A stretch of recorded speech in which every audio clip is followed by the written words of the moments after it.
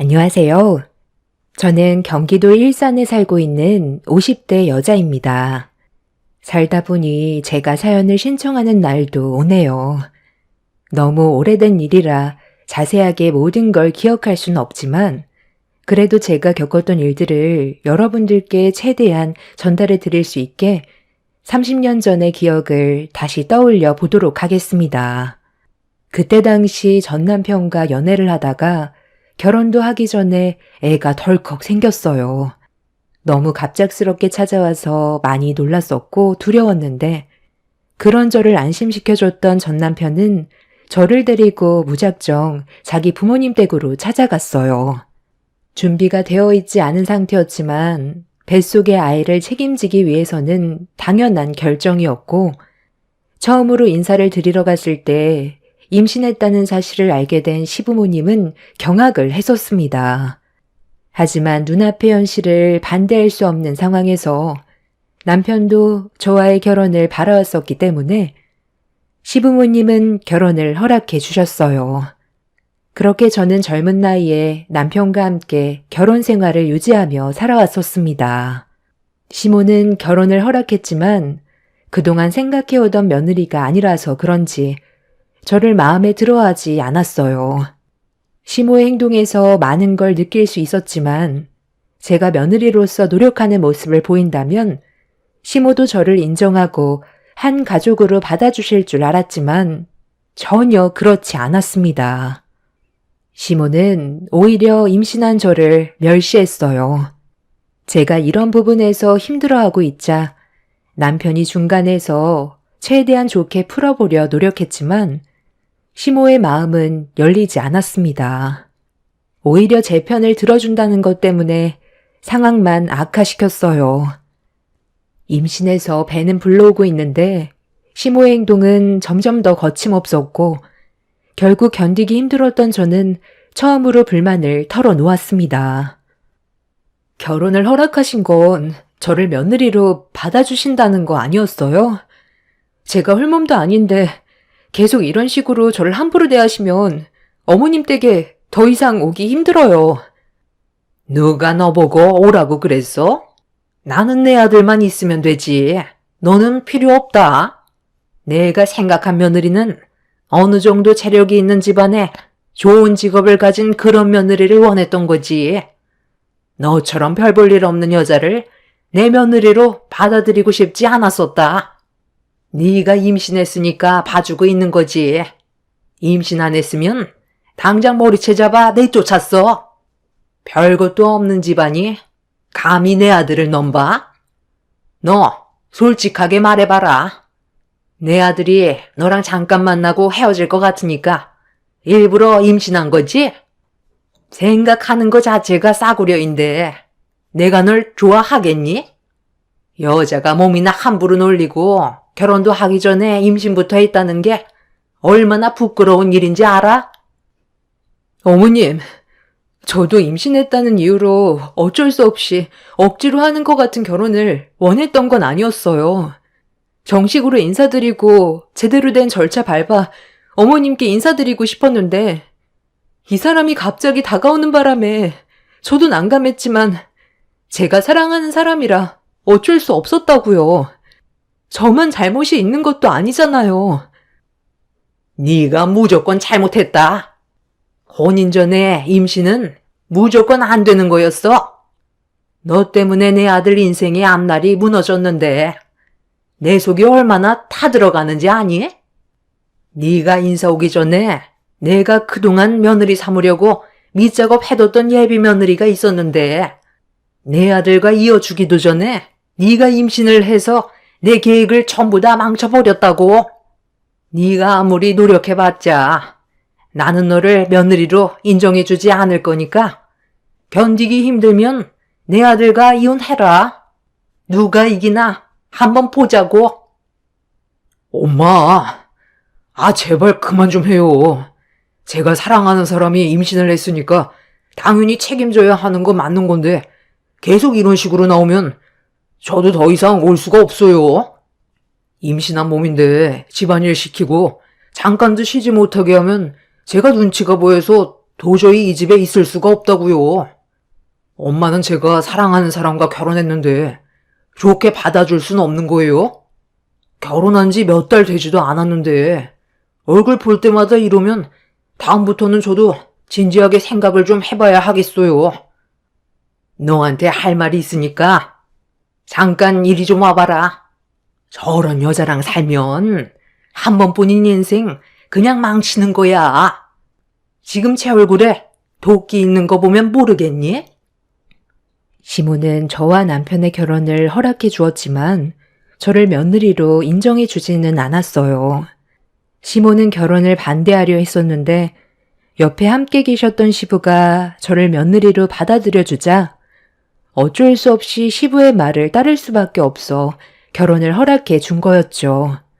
아무리 마음에 안 들어도 뱃속엔 시모의 손주가 자라고 있는데 시댁에 갈 때면 그동안 손가락 하나 까딱하지 않고 밀어두었던 집안인들을 쉬지 않고 시켰습니다.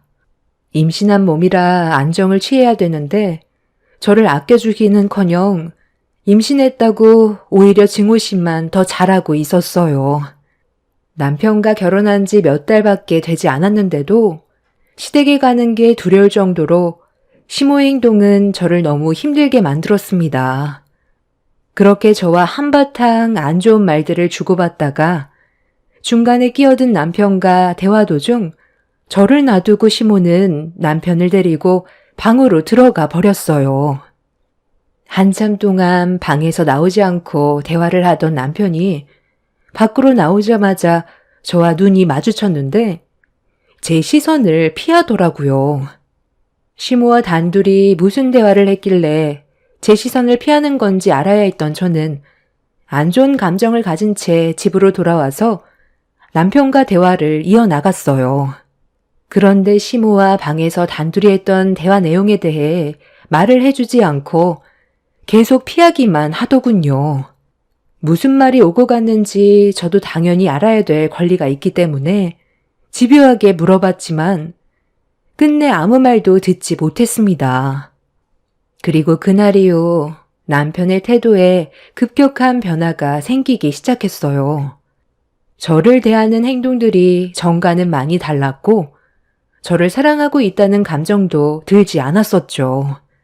느낌이 좋지 않았던 저는 남편과 진지하게 대화를 이어나갔지만 이미 저에게 마음이 떠난 것처럼 차가운 말투로 대화를 차단시켰습니다. 그때는 제가 너무 순수했고 남편이 저 몰래 다른 여자를 만나고 있을 거라곤 상상조차 하지 못했어요. 그리고 그때 당시에는 간통죄가 성립이 되었기 때문에 함부로 바람 피울 수 있는 상황도 아니었죠. 그래서 남편이 다른 여자와 만나고 있을 거라곤 전혀 상상조차 하지 못하고 시모의 영향을 받아 저를 차갑게 대하는 줄로만 알았습니다. 시모도 저를 며느리로 받아주지 않는데 남편까지 힘들게 하니 사는 게 너무 힘들더라고요. 남편이라도 제 편에 서서 저를 지켜주려고 노력했다면 참고 버틸 수 있었지만 남편까지 저를 대하는 감정이 예전 같지 않자 정신적으로 너무 힘들었습니다. 스트레스도 많이 받았었고 제 선택이 잘못됐다는 걸 받아들이기 시작했죠. 남편은 저만 평생 바라본다고 했었는데 설 명절날 만삭이 되었을 때 시댁에서 명절 음식을 만들던 도중 한 여자가 양손 가득 선물을 들고 들어왔습니다. 처음 본 낯선 여자가 비음 섞인 목소리로 시모에게 애교를 부리며 다가오자 시모의 입에서 충격적인 말이 터져 나왔어요. 우리 새아가 오는데 많이 힘들었지? 배고플 텐데 서둘러 밥부터 먹자. 얘 철호야, 새색시 왔는데 방에서 뭐하고 있니? 빨리 나와서 반겨줘야지. 예, 너는 우리 새며느리가 좋아하는 꼬지산적 빨리 좀 붙이거라. 내 아들과 새로 결혼하게 될 며느리인데 너보다 능력 좋고 집안 좋고 인물 좋고 어디 하나 빼놓을 게 하나도 없다. 네가 임신했다고 해서 내가 그냥 두 눈 뜨고 보고만 있을 줄 알았어? 나는 내가 원하는 며느리를 데리고 살기로 결정했다. 뭐라고요? 이게 지금 뭐 하는 짓이에요? 제가 이 사람과 결혼까지 했고 법적으로 부부로 인정받았는데 어떻게 이런 짓을 할 수가 있어요?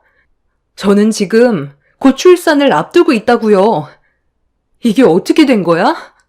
당신 입으로 말해봐. 어머님 혼자 이런 결정을 내린 건 아닐 거 아니야. 당신도 이미 알고 있던 사실이었어?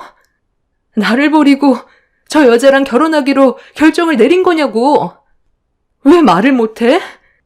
오늘도 나한테 한마디도 하지 않더니 이런 문제로 내 얼굴을 쳐다보지 않았던 거야? 나는 그래도 며느리로서 할 도리는 하려고 만삭인데도 명절 음식 힘들게 만들면서 좋은 관계 유지해보려고 노력했었는데 당신은 나 말고 다른 여자와 만나고 있었어? 너를 우리 집안의 며느리로 들이기 싫어서 내가 그동안 밑작업 해뒀던 새 며느리를 내 아들한테 소개해줬는데 사진을 보자마자 첫눈에 반했다더라. 이래서 사람 일은 한 치 앞도 모른다는 거야. 네가 좋아서 결혼까지 했어도 남자들 마음이라는 게 원래 뒤돌아서면 바뀌거든. 너보다 모든 점에서 우월한데 네가 눈에 들어오겠니? 한두 번 만나게 해주니까 서로 눈 맞아서 결혼까지 결정 내렸다. 그러니까 너도 이제 그만 포기하고 내 아들과 여기까지만 해라. 당신 입으로 말해봐. 정말 나랑 끝낼 거야? 뱃속에 당신 아이가 자라고 있는데 어떻게 다른 여자와 새 출발하려는 생각을 할 수가 있어? 우리 애한테 미안하지도 않아? 나한테 뭐라고 그랬어? 평생 나랑 뱃속에 있는 아이 지켜주겠다며. 그 말 전부 거짓이었어? 몇 달 전에 어머님 방에서 당신이랑 한참 동안 대화 주고받던 날, 그때부터야? 당신이 나 좋다고 따라다녀 놓고 임신까지 시켜놨으면 끝까지 책임을 져야 하는 게 당연한 거 아니냐고. 왜 말을 못해? 그래, 당신 말이 맞아. 우리 엄마가 대화 좀 하자고 했을 때 나한테 사진 한 장 보여주더라고. 그런데 그 사진을 보기 전까지는 당신 옆에 있어주고 싶었고 뱃속에 있는 아이를 위해 열심히 살고 싶었거든. 그런데 엄마가 보여준 사진을 보자마자 나에게 새 출발할 수 있는 기회일지도 모른다는 생각이 들더라고. 우리 엄마 집에 올 때마다 얼굴 붉히는 모습 봐야 하고 우리 엄마가 당신 때문에 힘들어하는데 그 꼴을 평생 동안 보면서 살아야 한다고 생각하니까 자신이 없었어. 모든 걸 놓치고 싶지 않았는데 당신 편만 계속 들다가는 나를 낳아주신 엄마와 정말 연을 끊게 될지도 모른다는 안 좋은 상황들이 눈앞에 보이니까 자신이 없었다고. 나는 두 마리 토끼를 잡고 싶지. 한쪽으로만 치우쳐서 불안정한 삶을 살고 싶지 않아. 그래서 엄마의 부탁으로 만남을 가지게 됐는데 나와 너무 잘 맞더라고. 전생연분이라는 게 있다는 걸 그때 알 수 있었고 몇 번 더 만나면서 내 마음에 확신이 들더라. 당신과 불행한 삶을 사는 것보단 차라리 한 번 힘들어도 눈 딱 감고 내가 원하는 삶을 살기로 결정했어. 이게 내가 내린 선택이야. 이렇게 해야 당신이 나를 도와줄 것 같아서 수키 씨를 집으로 오라고 한 거야.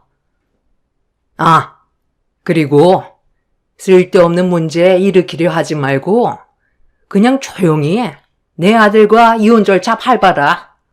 내 말 무슨 뜻인지 알지? 괜히 간통죄로 고소한다고 시간 낭비하지 말라는 거야. 내가 나이가 몇인데 그런 거 하나 철저하게 준비하지 못할 것 같니? 경찰서 가서 내 아들과의 관계를 백날 떠들어봤자 네가 증명할 수 있는 게 뭐가 있니? 현장을 덮친 것도 아닌데 증거가 없잖아. 내가 왜 너한테 새 며느리의 얼굴을 보여준 줄 아니? 이거 받고 조용히 사라지라는 거야. 네가 아무리 발버둥 쳐봤자 간통죄로 처벌을 할 수가 없다. 내 아들과 새며느리가 서로 결합한 현장을 덮쳐야 하는데 그게 말처럼 쉬운 일도 아니잖니? 이미 내가 다 알아봤다. 자, 여기 이거 받아라. 쓸데없이 일을 복잡하게 만들지 말라고 주는 위자료니까 이거 받고 다시는 내 앞에 나타나지 말거라. 저보고 지금 이깟 돈 받고 사라지라는 거예요? 제가 그렇게 순순히 이혼해 줄 것 같아요? 저는 끝까지 이혼 서류에 도장 찍지 않을 거예요. 저와 뱃속에 있는 제 아이가 받은 상처가 얼마나 큰데 이깟 돈으로 저를 내보낼 수 있을 거라고 생각해요? 그쪽도 참 할 짓 없나 보네. 생긴 건 멀쩡한데 남의 가정을 깨서 들어오고 싶었나 봐? 널린 게 남자인데 이런 쓰레기 같은 집안과 살림을 차리려 한다는 게 이해할 수가 없네. 임신한 나도 이렇게 버려지는데 그쪽은 나처럼 안 버려질 줄 알아? 결국 그쪽도 똑같이 당하게 될 거라고.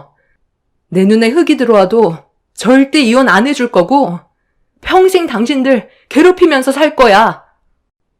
순간적으로 급격하게 올라온 스트레스 때문이었는지 예정일이 일주일 정도 남아 있었는데 갑자기 진통이 오기 시작했어요. 그리고 동시에 양수까지 터지는 돌발 상황이 오게 되었죠. 진통 때문에 고통스러워 뒹굴고 있는데 그런 저를 바라보던 시모는 쓸데없이 연기하지 말라면서 양수가 터진 제 팔을 끌고 주방으로 데려갔어요. 이혼을 안 해줄 생각이면 주방에서 일이나 하라며 상간녀가 좋아하는 꼬지 산적이나 만들라고 배를 움켜쥐고 있는 저를 주방으로 밀어 넣었습니다. 갑작스럽게 찾아온 진통 때문에 움직이지 못하고 있자 시모는 그런 저를 보면서 휴하지 말라며 온몸이 경질될 만큼 차가운 얼음물을 저에게 사정없이 쏟아 부었습니다.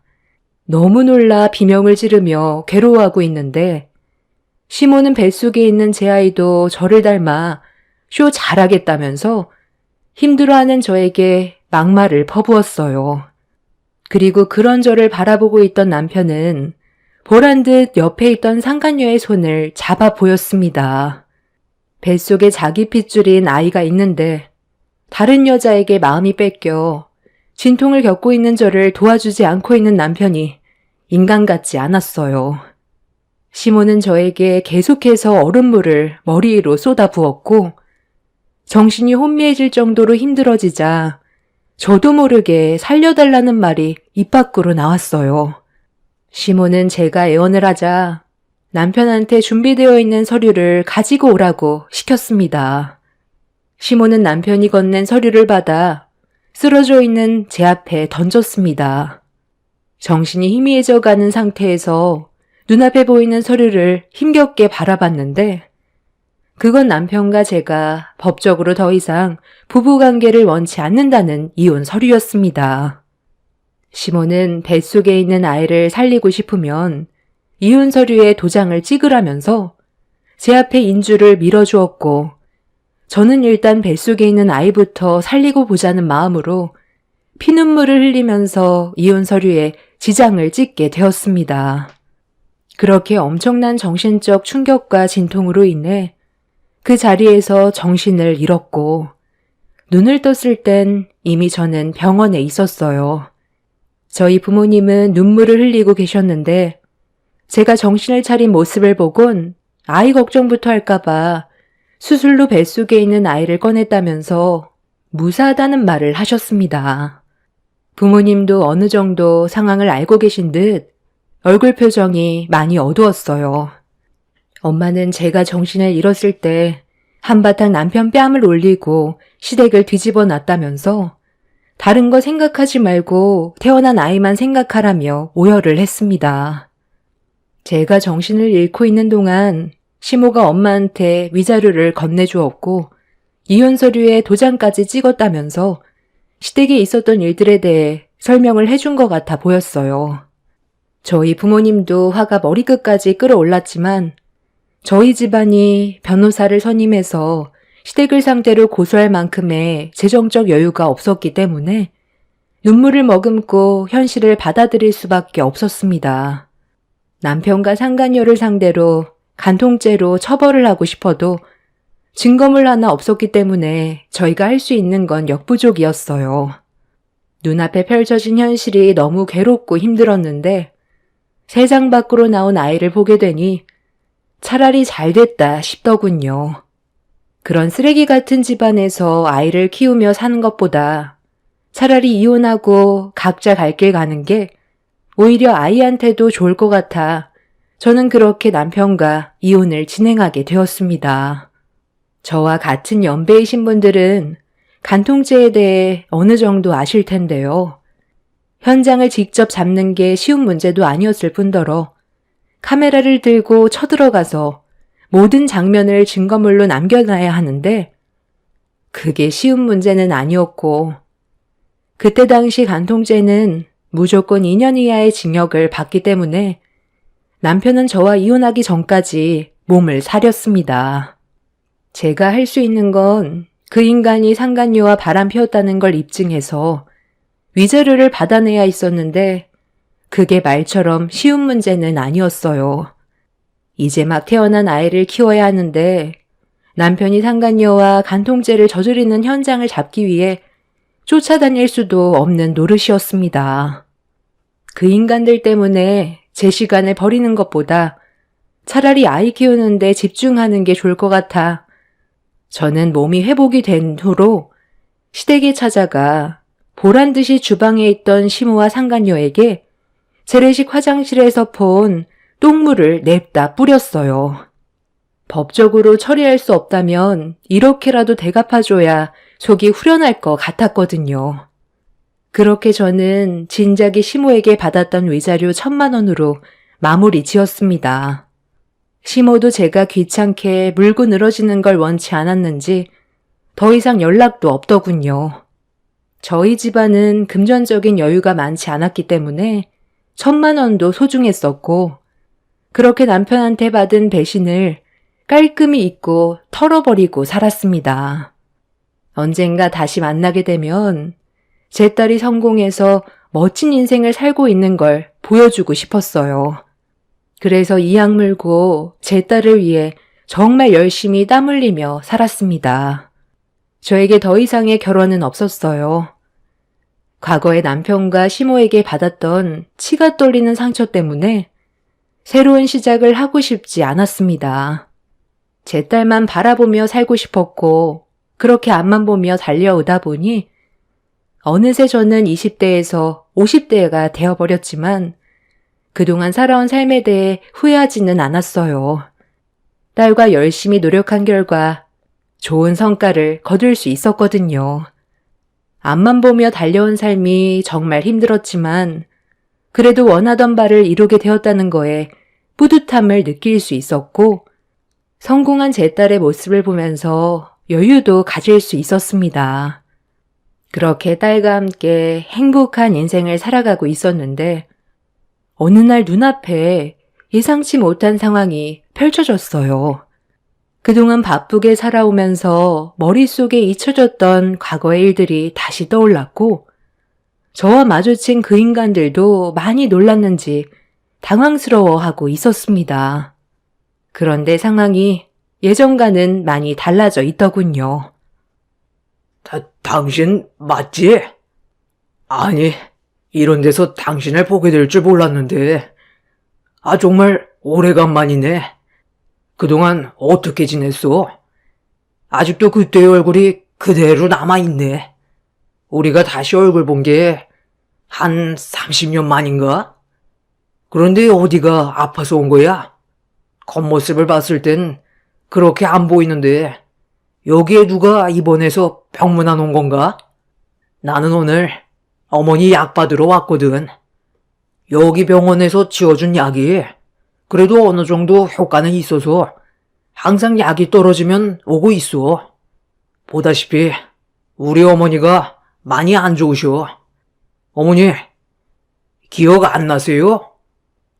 기억이 왜 안 나? 전염 때문에 우리 집안이 아주 풍비박산 났는데 내가 저년만 생각하면 아직까지도 자다가 벌떡 일어난다고. 꿈에서도 마주치고 싶지 않은 얼굴인데 여기에서 만나게 될 줄 누가 알았겠어? 병원에서 나올 때까지만 해도 그래도 기분이 나쁘진 않았는데 저년 얼굴을 30년 만에 다시 보게 되니 그때 일들이 다시 떠오르는구나. 첫 바늘을 잘못 깨는 바람에 내 아들이 지금도 혼자 살고 있다. 여자만 만나면 그년들이 우리 아들 등쳐먹고 돈만 빨아먹고 가서 지금까지 혼자 살고 있다고. 30년이 지났는데도 그 성격은 아직도 그대로네요. 반가운 얼굴도 아닌데 서로 말 섞을 필요도 없잖아요. 몸도 성치 않아 보이는데 그 성격은 절대로 고쳐지지가 않나 봐요. 어쩌다 이 지경까지 됐어요. 사람이 심보를 고약하게 먹으면 그 업보가 나중에 전부 자신에게 다시 돌아온다더만 결국 벌 받았나 보네요. 뭐라고? 너 지금 말 다 했니? 내가 이 꼴을 하고 있으니까 우습게 보이나 본데 아직까지 너와 나 머리채 잡을 힘은 남아 있다고. 아들, 나 좀 일으켜 세워봐라. 제발 성격 좀 죽이세요.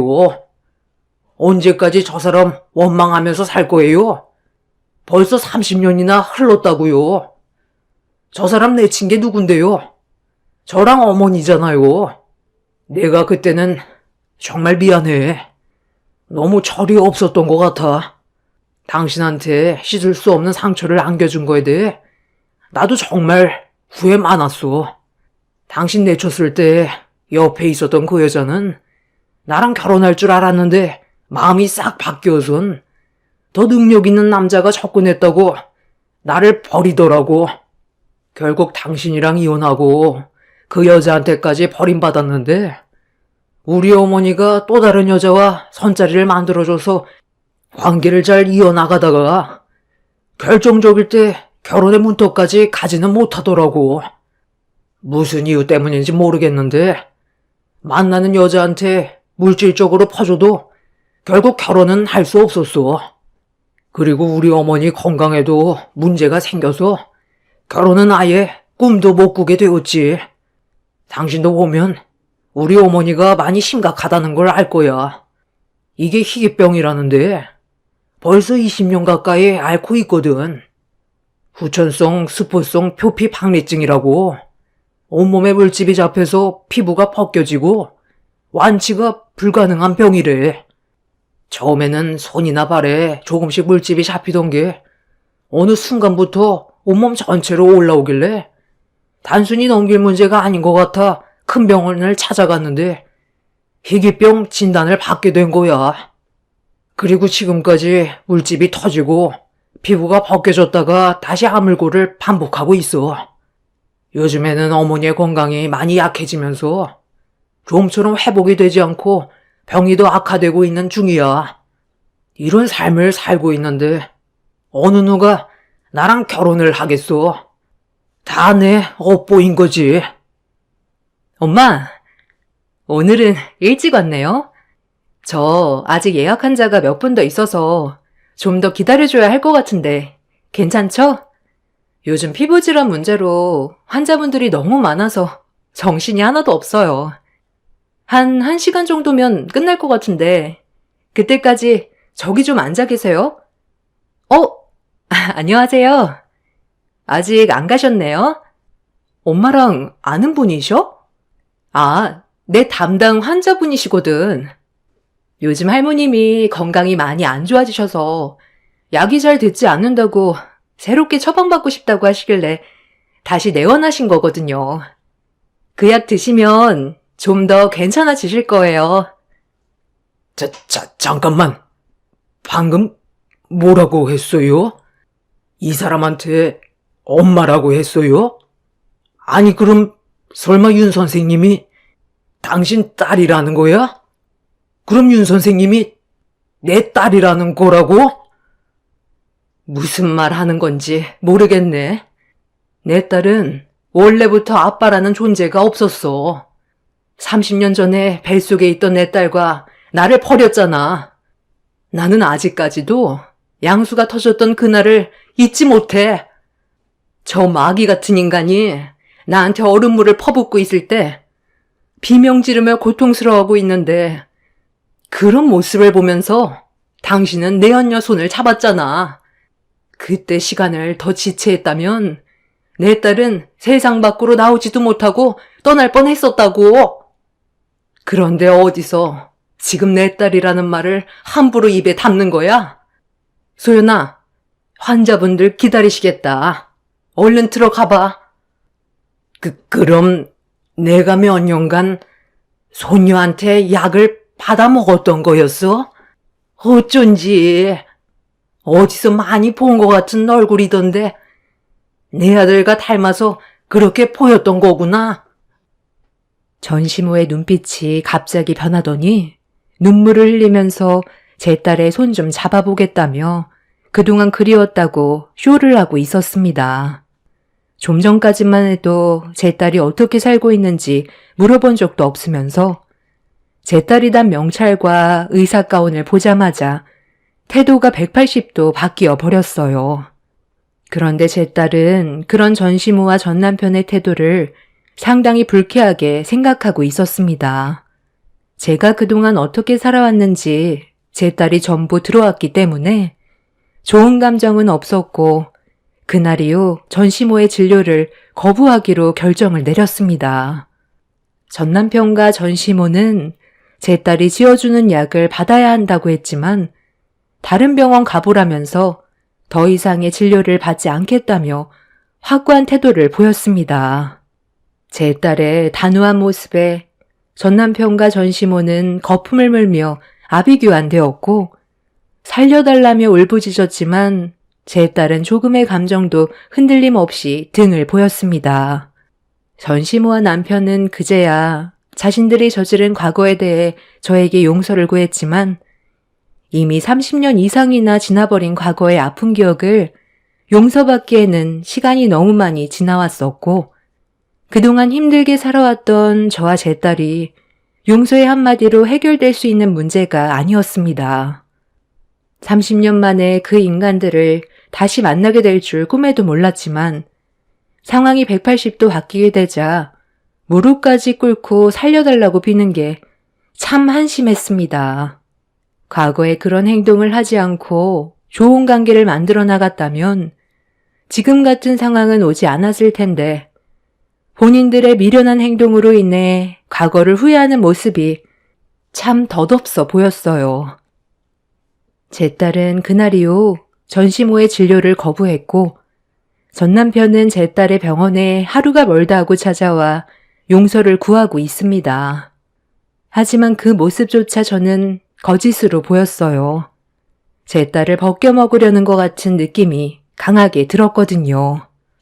아니나 다를까 얼마 전엔 딸에게 와서 빚 8천만 원만 갚아주면 다시는 찾아오지 않겠다며 뻔뻔하게 돈을 요구했다고 하더군요. 딸은 당황하지 않고 그 자리에서 바로 경찰을 불렀다고 하더라고요. 어쩜 인간이 세월이 지나도 그렇게 뻔뻔할 수 있는지 지금은 그냥 무시하고 지내고 있지만 갑자기 마주치게 된 그 인간들이 집요하게 달라붙으려 하고 있어요. 아마 제 딸이 의사라는 이유 때문에 많은 걸 도움받으려고 계속 접근을 시도하는 거겠죠. 희귀병을 앓고 있는 전시모가 과거의 자신의 악행을 평생 후회하면서 살았으면 좋겠습니다. 지긋지긋한 악연 또다시 반복되지 않았으면 좋겠어요. 제 딸의 인생까지 망치게 하고 싶지 않아 단호하게 행동할 생각입니다. 모든 분들 건강 유의하시길 바랍니다. 감사합니다. 안녕하세요. 저는 김포에 살고 있는 60대 중반 여자입니다. 그동안 살면서 처음으로 인간 이하의 취급을 받은 것도 모자라 저희 집안에 엄청난 충격을 안겨줬던 사람들에 대해 여러분들과 대화 좀 나눠보고 싶어 이렇게 사연을 신청하게 되었어요.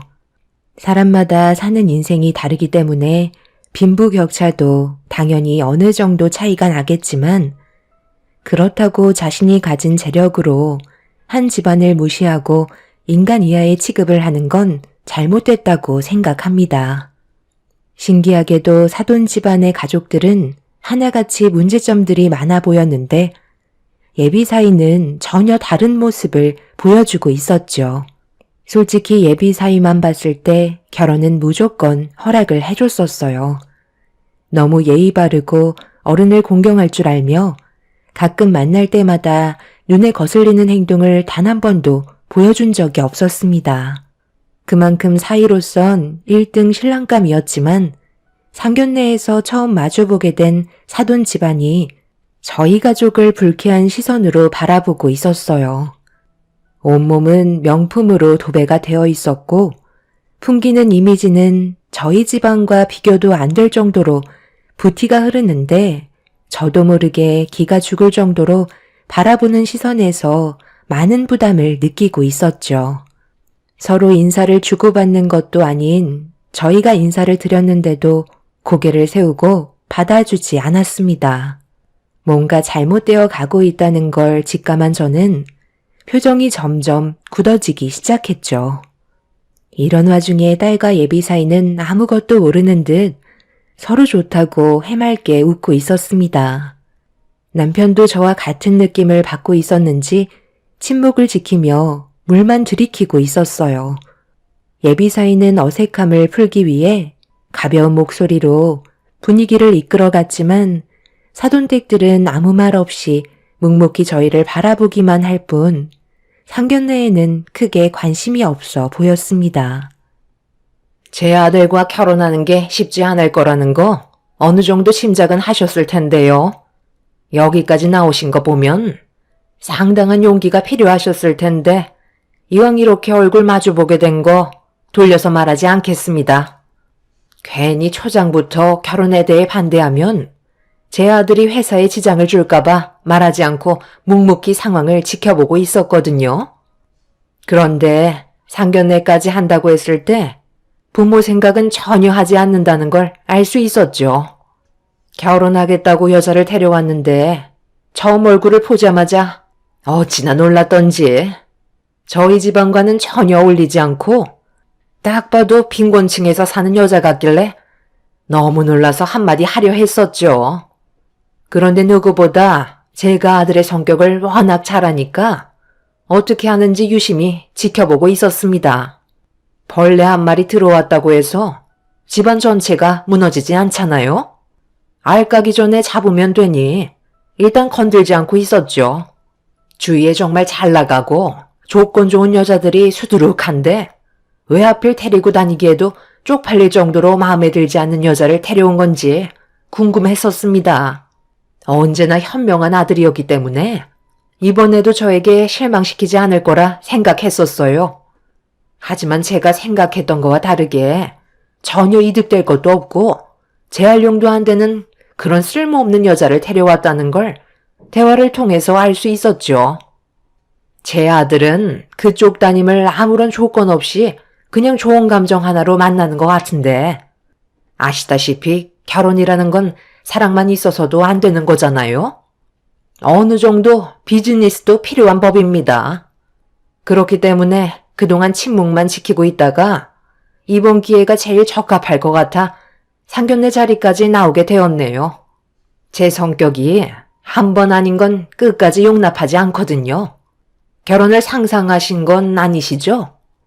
제 아들 하나 잡아서 인생 역전하시려는 거면 이제 그만 꿈에서 깨어나셨으면 좋겠어요. 저희 가족은 이 결혼 절대 허락할 일 없을 겁니다.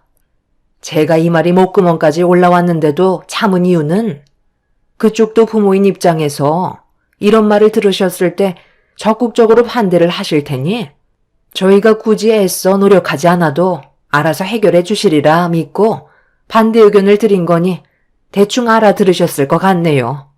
인사 왔을 때 반대했으면 제 아들이 통제가 안 될 정도로 난리를 쳤을 테지만 그쪽 분들이 결혼을 반대한다고 저희 집안과 똑같은 의견을 내세우시면 당연히 받아들이지 않겠어요?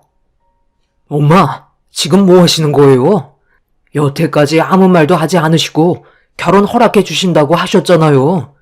그럼 된 거 아니에요? 뭘 더 봐야 한다는 거죠? 제가 좋아하기만 하면 그걸로 만족한다고 하셨잖아요. 그런데 도대체 이제 와서 이러시는 이유가 뭐예요? 그걸 정말 몰라서 그러는 거야? 우리 가족이 목덜미 잡고 쓰러지는 거 보고 싶은 건 아니지? 이건 당연히 문제가 있는 거지. 어디서 명함 한 장 내밀지도 못하는 그런 여자를 데려와가지고 우리 집안의 이미지를 깎아내리겠다는 거야? 아버님, 어머님, 정말 죄송합니다. 많이 당황스러우셨죠? 엄마, 누나, 정말 이럴 거야? 상견례 모임에 오기 전까지도 아무 말 없다가 이런 식으로 나오면 그건 상대방에 대한 예의가 아니잖아. 제발 그만 좀 하세요. 네가 그렇게 좋아하는 예의 차렸다가 집안 말아먹을 작정이냐? 아빠가 여태까지 너를 키워준 게 저런 집안이랑 결혼하게 하려고 힘들게 살아온 줄 알아? 뭐든 흐지부지 넘어가게 되면 그게 오히려 더 역효과가 되는 거다. 한번 얘기할 때 확실하게 충격을 줘야 나가 떨어지는 거라고. 너는 다른 건 다 마음에 드는데 항상 이게 문제야. 자기 감정만 우선시 생각하고 부모 입장은 하나도 고려해주지 않잖아. 우리가 오죽했으면 이렇게까지 나와야 되겠니? 이것 또한 우리 집안의 안 좋은 이미지로 스크래치를 남기는 건 줄도 모르고 그저 서로 좋다고 앞뒤 안 보면서 날뛰는 너희들을 중재시키기 위해선 이렇게 하는 게 옳은 선택이라고 판단한 거다. 그러니 오늘 이 자리에서 모든 걸 정리하도록 해라. 저희는 예비 사위 집안이 싸우고 있는 모습을 아무 말 없이 멍하니 지켜보고 있었어요. 너무 충격적인 말들을 뱉으셔서 무슨 말을 해야 할지도 몰랐고 제 딸도 예상하지 못한 상황인지 놀라서는 예비 사위의 얼굴만 바라보며 넋이나가 있었습니다. 분위기는 점점 더 험악해지면서 결혼은 없던 일로 하는 게 좋을 것 같다고 판단할 수밖에 없었어요. 예비 사돈 집안은 확실하게 선을 그으려고 더욱더 안 좋은 말들을 거침없이 입 밖으로 뱉어대고 있었고 제 딸은 저희 집안을 무시하는 발언에 결국 눈물을 흘리고 말았습니다. 이래서 비슷한 집안과 결혼을 해야 하는 게 맞는 거라는 걸 저도 확실하게 알 수 있던 시간이었고 저는 이 결혼이 모두에게 피해를 주게 되는 길이 분명할 것 같아 반대한다는 의견을 받아들이게 되었네요.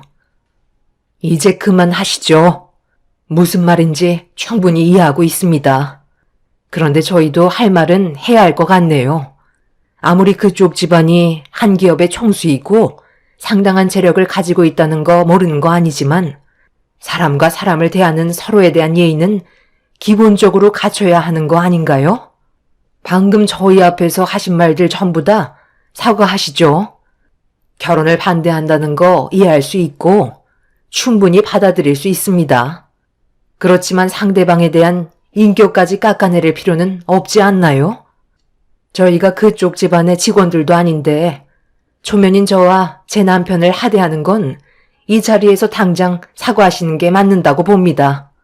아드님은 정말 잘 키우신 거 저도 인정하지만 따님뿐이나 부모로서 보여주신 행동들은 솔직히 전혀 기본이 안 되어 있으시네요. 원래 가진 게 많은 사람들은 다들 이런 식인 건가요? 제가 생각했던 부유층 집안들은 격식 있고 말 한마디도 자신의 이미지를 생각해서 최대한 말을 순화시켜서 상대방에 대한 예의를 최대한 갖춰서 얘기하실 줄 알았는데 저희보다 오히려 더 못 배우신 분들 같은 생각이 드네요. 무슨 마음인지 충분히 알았으니까 당장 사과하셨으면 좋겠습니다. 격식도 사람 봐가면서 해야죠. 제가 왜 그쪽 같은 집안에게 예의를 갖춰야 하는지 전혀 모르겠네요. 그쪽 딸이 내 아들을 어떻게 깨웠는지는 모르겠지만 제대로 하나 물어왔으니 어떻게 해서든지 이 결혼 성사시키고 싶은 마음 내가 모를 줄 알아요? 겉으로는 아닌 척해도 소용없어요. 사람들은 다 똑같거든요. 물질 앞에서는 결국 무릎 꿇게 되어 있어요. 왜 여자들이 자기 형편은 생각 안 하고 남자 능력만 보는 줄 알아요? 인생 좀 편하게 살고 싶고 남들보다 떵떵거리면서 대우받고 싶은 그런 심리가 있기 때문에 돈 많은 남자한테 접근하는 거라고요. 특히 없는 것들이 그런 욕구가 더 심하죠. 있는 사람들이야 어차피 거기서 거기니까 그게 욕심 부리는 것도 없는데 없는 사람들은 어떻게 해서든지 인생 한번 뒤집어 보겠다고 별짓을 다 하잖아요. 그쪽 따님도 제가 봤을 때 별반 다르지 않아 보이는데요. 그런데 저희가 왜 사과를 해야 되는 거죠? 여태껏 제 아들이 가지고 놀아준 것만도 감사하게 생각해야죠. 아들, 여기까지만 노는 거다. 더 이상 진지하게 들어가지 말고 그만 끝내라. 저런 집안과 엮이는 순간 나중에 뒷감당은 어떻게 하려고 그래? 소문이 더 안 좋은 소문을 낳는다는 거 몰라? 그래서 사과를 하지 않으시겠다는 거네요. 그럼 저는 생각을 다시 바꾸도록 하겠습니다. 어차피 결혼이라는 거 둘이 좋아서 하는 거잖아요. 저는 말리지 않겠습니다. 그쪽이 말씀하신 게 100번 옳은 것 같네요. 이참에 로또 한번 잡아보죠. 저는 이 결혼 허락할 거고 조금도 관여할 생각이 없네요. 둘만 좋으면 그걸로 저는 만족합니다. 저도 좋게 좋게 넘어가려 했는데 오히려 상황을 더 악화시키고 있는 건 그쪽 집안이니 누가 더 잃을 게 많은지 한번 해보자고요. 보시다시피 저희는 가진 것도 없어서 잃을 것도 없거든요. 반대로 그쪽은 가진 게 너무 많아서 지켜야 할 것들이 엄청나게 많을 것 같은데 끝까지 사과를 안 하시겠다면 저는 굳이 이 결혼 말릴 이유가 없습니다. 저런 사이 어디서 데려오겠어요? 예은선아, 이번 기회에 송서방 무조건 붙잡아라. 엄마가 이 결혼 어떻게 해서든지 성사시켜주마. 예비 사돈 집안은 갑자기 돌변한 제 모습을 보고 당황했는지 말을 더듬기 시작했어요. 저희가 상견례 자리에서 뛰쳐나갈 거라고 생각하고 있었던 것 같았지만 전혀 다른 모습을 보여주고 있어서 어떻게 해야 할지 몰라 하고 있었죠. 예비사위와 제 딸도 예상하지 못한 반전에 할 말을 잃은 듯 그 자리에서 굳어 있었네요. 분위기는 점점 더 악화되어 가기 시작했고 저는 상견례고 뭐고 다 필요 없다며 무조건 둘이 좋다면 결혼식 올리라고 확실하게 얘기한 뒤 더 이상 할 말 없으니 먼저 일어나 제 딸과 남편을 데리고 상견례 자리를 박차면서 나왔습니다. 남편과 딸은 저를 보며 괜찮냐고 불안에 떨었지만 둘이 좋아서 함께 하겠다는데 그걸 왜 부모가 뒤에서 이래라 저래라 해야 하는지 그것도 이해 불가였어요. 그렇게 남편 차에 올라타 집으로 돌아가려는데 예비사위가 저희 가족에게 뛰어와 나중에 다시 찾아뵙겠다며 먼저 들어가시라며 깍듯하게 예의를 갖췄습니다. 앞으로 모든 건 예비사위가 알아서 하겠다는 한마디에 제 딸을 부탁한다는 말을 끝으로 헤어지게 되었네요. 그렇게 며칠의 시간이 지나고 예비사위는 딸에게 연락 한 통이 없었어요. 분명 집안일을 처리하느라 정신이 없었겠죠. 제가 너무 일을 크게 만들어서 예비사위가 힘들어하는 건 아닌지 걱정도 되었지만 저는 진심으로 둘이 행복하길 바라는 마음이었습니다. 하지만 예비 사돈 집안에서 반대를 한다고 그동안 둘이 인연을 만들었던 시간들을 한순간에 접어버린다는 건 너무 가혹한 것 같았어요. 요즘 세상 사랑보다 돈이라지만 돈 때문에 갈라서는 경우도 정말 많이 봐왔거든요. 진정한 사랑이 있어야 그 다음이 있다고 저는 생각했었습니다. 그래서 돈에 대해서는 크게 중요한 부분이 아니었어요. 하지만 예비 사돈 집안은 돈을 더 큰 비중으로 보고 있었죠. 그래서 결혼에 대해 반대를 했던 거고 저희 집안을 무시하면서 온갖 상처되는 말들을 퍼부은 것 같아 보였습니다. 남편도 저와 같은 생각이었어요. 제 딸과 예비 사이가 서로 행복하게 살면 그걸로 만족한다고 했지만 재력이 많은 예비 사돈 집안에서 어떻게 나올지 몰라 그 부분을 걱정하고 있었습니다. 저도 떵떵거리며 큰 소리 쳤지만 솔직히 제 딸이 다칠지도 모른다는 걱정 때문에 예비 사이에게 전화가 오기 전까지 항상 불안에 떨고 있었어요. 그렇다고 그런 모습을 겉으로 표현한다면 가족들 모두 불안해질까봐 오히려 저는 더 아무렇지 않게 행동하고 있었습니다. 하루하루 긴 시간 동안 예비 사이에게 연락이 오기만을 기다리고 있었고 일주일이 지난 뒤 예비 사이가 아침부터 저희 집에 찾아왔어요. 연락도 없이 찾아와서 많이 놀랐지만 일단 급하게 문을 열어주었습니다. 그런데 그동안 혼자서 많이 힘들었는지 몰골이 말이 아니었고 오자마자 배가 고프다는 말에 급하게 내어줄 수 있는 음식들을 준비해 주었습니다. 정신없이 배를 채운 예비사이는 그제서야 얼굴에 미소가 띄어졌고 숨을 돌리면서 그동안 있었던 일에 대해 설명하기 시작했어요. 저희는 예비사이의 결단력에도 놀랐지만 계획하고 있는 것들에 더 큰 걱정을 하고 말았네요. 예비사이는 모든 걸 내려놓겠다는 말을 꺼냈습니다. 예비 사돈 집안에서 제 딸과 결혼을 하려면 모든 걸 두고 떠나라는 말에 그렇게 하기로 결정을 하게 되었다며 또 다른 계획을 준비하고 있다고 설명하기 시작했어요. 모든 건 예비 사이가 알아서 하겠지만 저희 가족의 도움이 필요하면 언제든 말하라고 그동안 상처받았을 사위의 마음을 쓸어내려 주었습니다. 제 딸도 걱정이 많았는지 사위의 얼굴을 보자마자 눈물부터 흘리더라고요. 서로가 그만큼 진심인 걸 두 눈으로 보고 있는데 예비 사돈들이 두 아들, 딸의 인생길을 막아서는 게 너무 안타까웠습니다.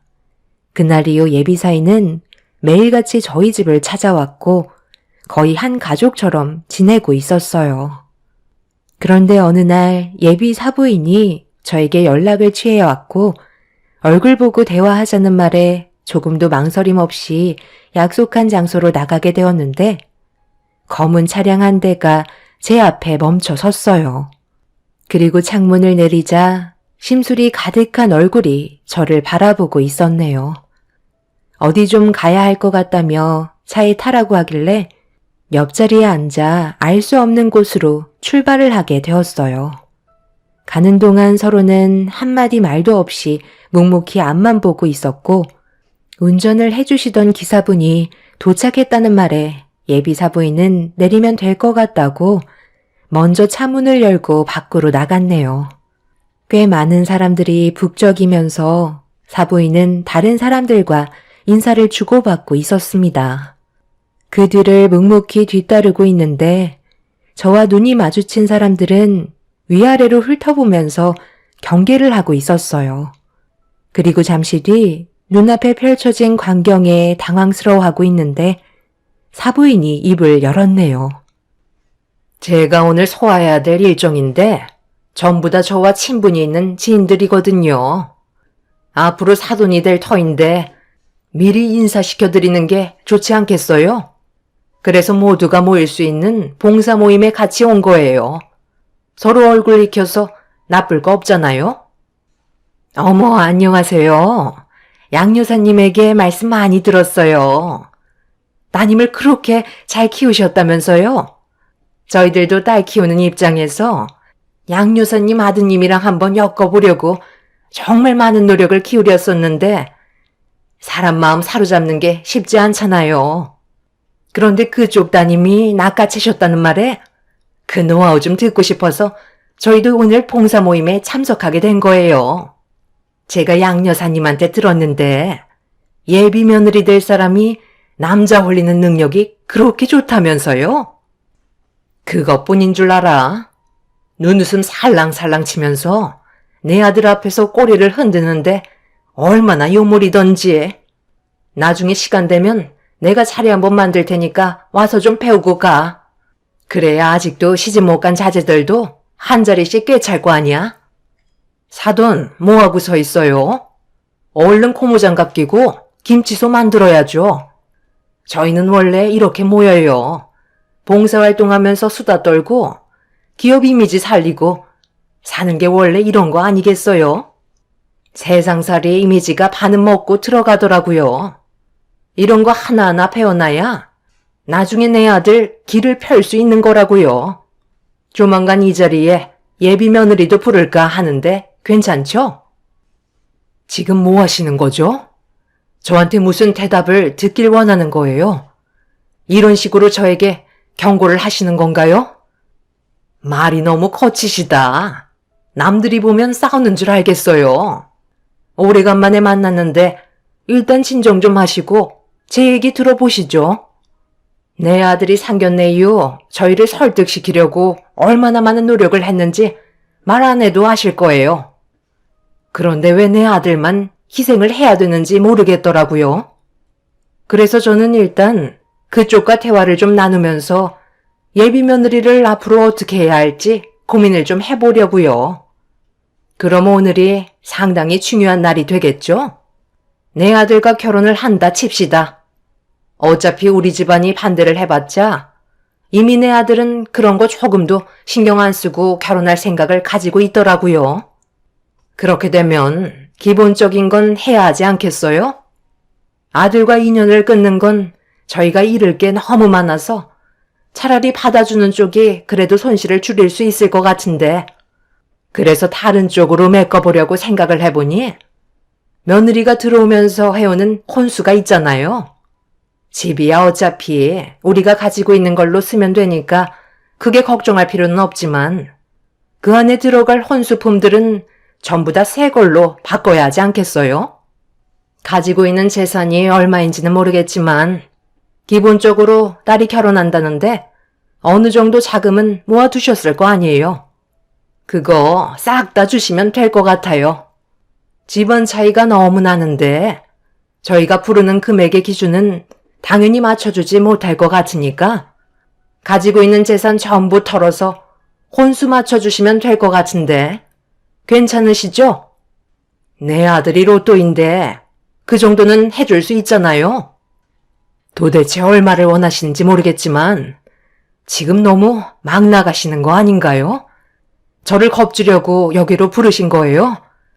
지금 유치하게 못들 하시는 거죠?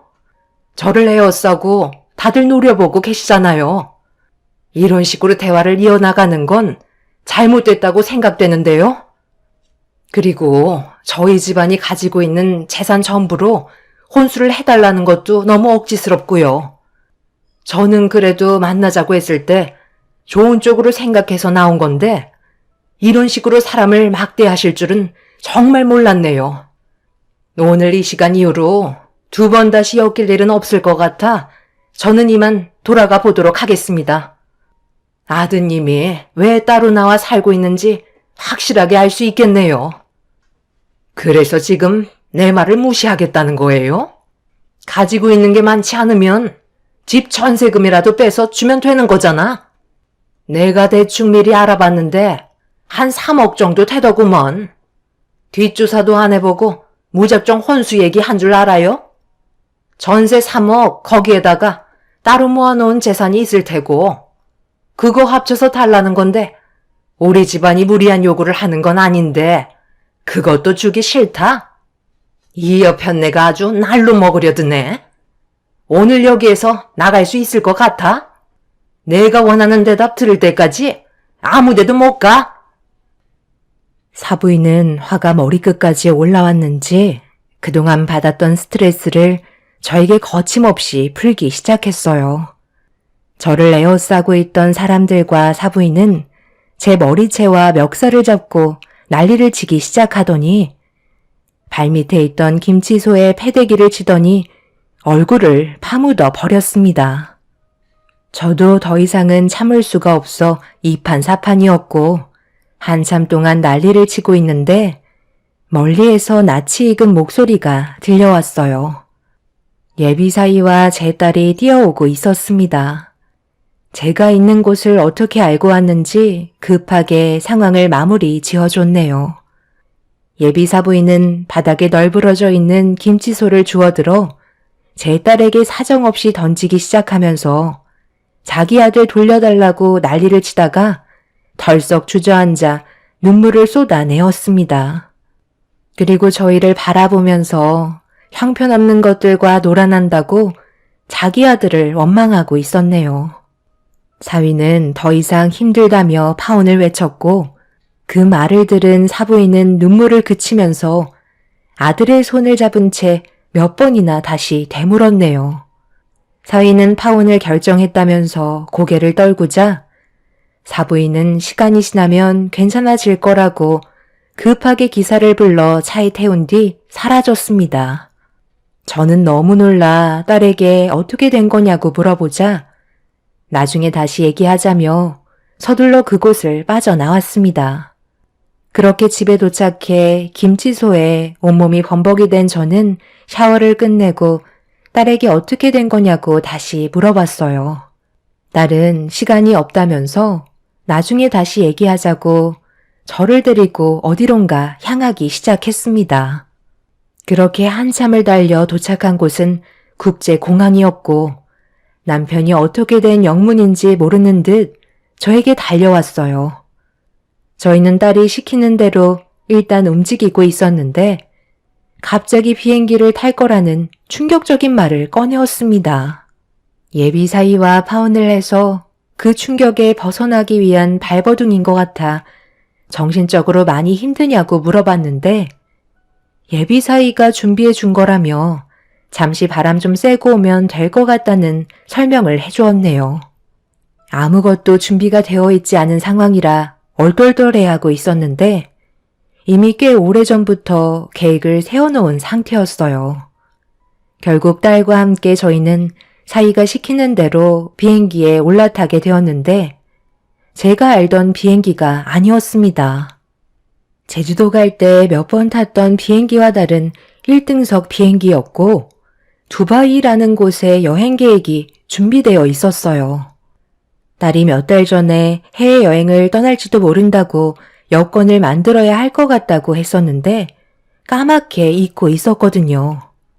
그런데 사위가 모든 걸 미리 계획하고 준비한 거였네요. 그렇게 1등석에서 처음 느껴보는 서비스를 받으며 비행기가 출발하길 기다리고 있는데 누군가 제 존칭을 불렀고 고개를 돌려보니 몇 시간 전에 헤어졌던 사위가 저희를 보며 밝게 웃으면서 다가왔어요.